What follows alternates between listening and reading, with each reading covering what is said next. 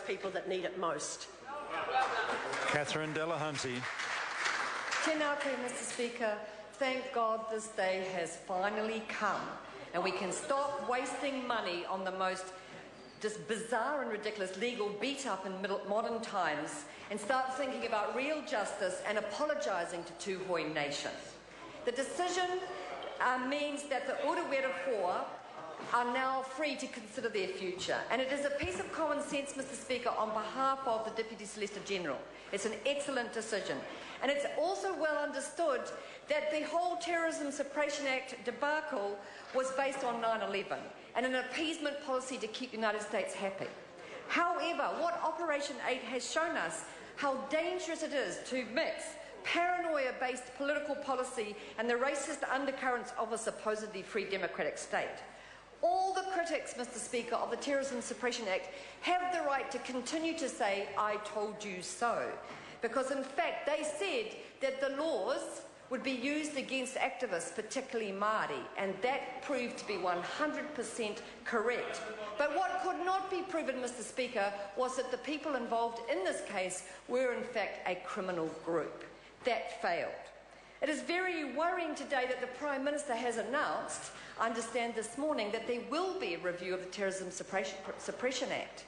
And we are very concerned about that because we hardly think it's going to improve it.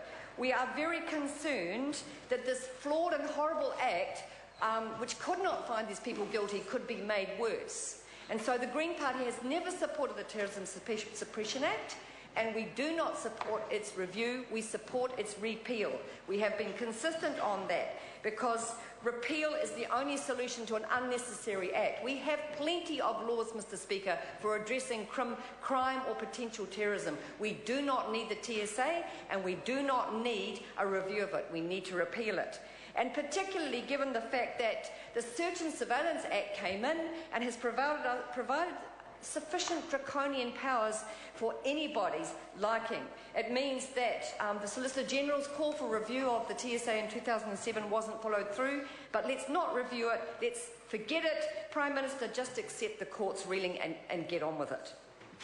The far greater price for this debacle has been paid by Tūhoe and the whānau from Parihaka. History, it seems, repeats itself in the most extraordinary way. And apart from the cost of the trial, which is yet to be counted, and the terror at dawn, which cannot be forgotten, that occurred in Ruatoki, there are some other prices that have been paid and will continue to be paid by the increased surveillance culture in our society. And I'm speaking from personal experience. At the age of 15, the SIS started their file upon me. So they were following a 15-year-old schoolgirl around Wellington, trying to find out why I was involved in student politics. And ever since that day, we have seen a growth in a surveillance culture, which is at best laughable and at worst oppressive. The year was 1968 when they were following me around Wellington, and there wasn't even the excuse of a terrorist attack in New York to do that. Certainly wasn't. But this surveillance culture has continued to focus on Māori tangata whenua activists. Why? Because we, the Pākehā-dominated state, know in our hearts that there is one culture in Aotearoa who has the most reason to be angry, and that's because of their disposition, and it is connected to our privilege. Activists remind us of the inconvenient truths of how colonisation operates in a 21st century framework.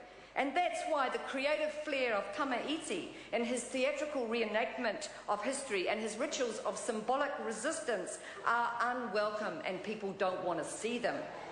Couldn't he just put up and shut up is their message to him.